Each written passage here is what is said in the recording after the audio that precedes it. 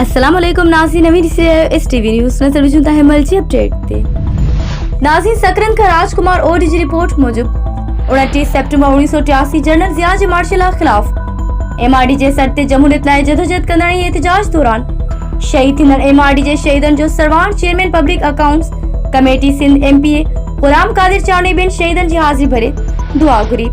शहीदन की याद में गोठ पुनल खान चांडियो में 8वीं वर्सी इंतहाई सादगी से मनाई वही। प्रोग्राम में पीपी कारकुन शिरकत कई। इन मौके ते एमआरडीजे शहीदन की भेटा पेश कई वही। प्रोग्राम में PP MPa Ghulam Qadir Chandio, PP जिला सदर अकबर जमाली, गुलाम शाह लगारी, हाजी अली नवाज चांडियो, डॉक्टर बशीर अहमद जमाली बिन खिताब कयो।